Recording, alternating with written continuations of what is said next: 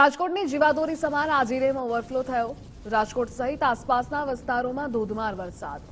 આજીરેમ છલકાયો છે। આજીરેમ છલકાતા પીવાના પાણીની સમસ્યા હવે નહીં રહે। 29 ફૂટની સપાટીએ આજીરેમ ઓવરફ્લો થયો છે તો લોકોને પીવાના પાણીની સમસ્યા આ વરસાદના નવા નીરની આવક થતા હવે નહીં રહે। ઓવરફ્લો થયો છે રાજકોટનો આજીરેમ। જીવાદોરી સમાન આ ડેમ માનવામાં આવે છે।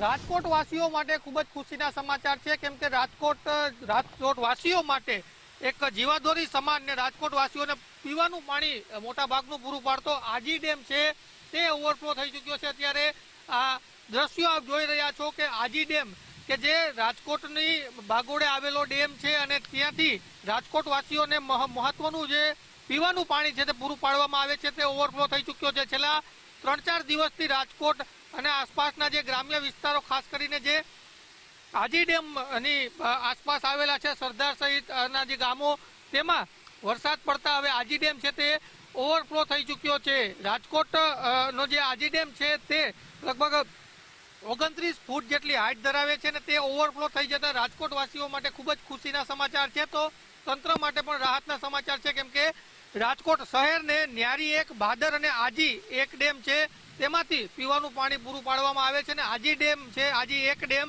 તે હવે ઓવરફ્લો થઈ ગયો છે। અગાઉ સૌની યોજના મારફત જે પાણી છે તે આજી એક ડેમની અંદર ઠાલવવામાં આવ્યું હતું ને હવે વરસાદ આવતા આજી ડેમ છે તે ઓવરફ્લો થઈ ચૂક્યો છે। એટલે કે રાજકોટ વાસીઓની જે આગામી સમયમાં જે પીવાના પાણીની સમસ્યા છે તેનામાંથી મહદઅંશે રાહત મળી છે। રાજકોટમાં છેલ્લા 4-5 વર્ષથી જે રીતનો વરસાદ પડી રહ્યો છે, દર વર્ષે આમ તો સામાન્યતઃ આજી ડેમ છે તે ઓવરફ્લો થતો હોય એ પ્રકારની પરિસ્થિતિનું નિર્માણ થઈ રહ્યું છે। આ 21મી વખત આજી ડેમ ઓવરફ્લો થયો છે। કેમેરા પર્સન દેવજી રંગાડિયા સાથે ગૌતમ બેડા, ગુજરાત ફર્સ્ટ, રાજકોટ।